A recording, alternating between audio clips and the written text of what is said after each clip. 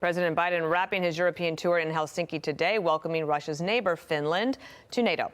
Biden held meetings with world leaders all week to rally support for Ukraine, but the alliance did not invite the war-torn country to join. This is a point of contention for President Zelensky. Eurasia Group President Ian Bremmer joins us now. It is great to have you. Just one more thing here about President Biden asking about Ukraine and NATO. Watch here. How long do you think it'll take to get Ukraine into NATO? It's not for a while, right? No, I think the Civil War is over. That makes sense to you and to most people? Look, it's contentious. Zelensky was talking with the Polish leaders, the Baltic leaders, right up until the day that the NATO summit started, and they all have been saying, we want Ukraine in right now. That is not the American position. It's not the German position. Some of that is because there is a lot of opposition from Trump, who's likely to get the Republican nomination. They don't necessarily want to be fighting against that when he gets that nomination, assuming it happens. Part of it is also because if you give them NATO membership pathway right now, you can't leverage it later on. And the fact is that when the Ukrainians get to the point post-counteroffensive where they haven't taken all the territory back, it actually helps Zelensky somewhat if he can be the one pushed back by the Americans saying, okay, I got to start negotiating, but I'm getting into NATO. So both of those things are playing out right now. It's remarkable, and Dana and I were talking about this earlier, just how Europe is being realigned, before our eyes in real time. And then you have defense spending. It's never been more important than now, right? Wall Street Journal writes this, however, because everybody's not chipping in, Ian.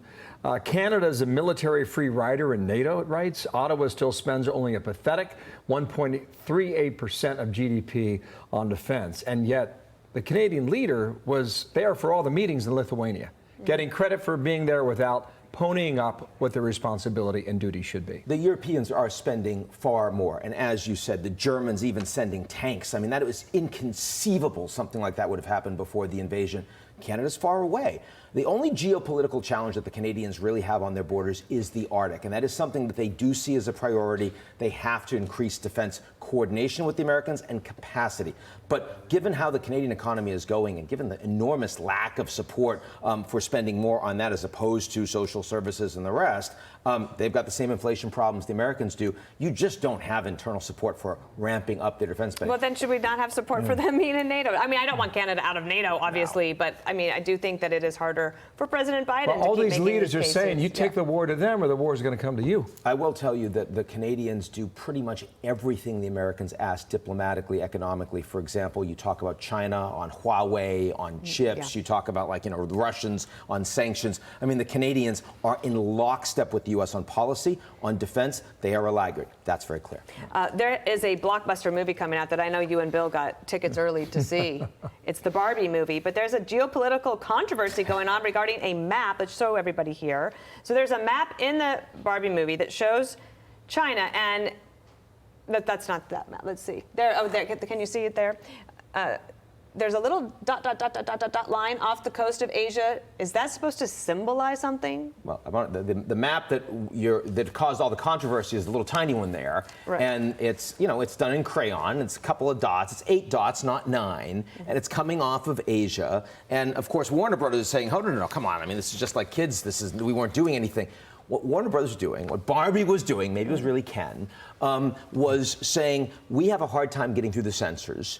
Maybe if we put this 8-dash line in, the Chinese censors will say it's fine and they'll promote us, while no one in Southeast Asia, the Vietnamese, the rest, they'll recognize that this isn't really a thing. We can make everyone happy. Didn't work.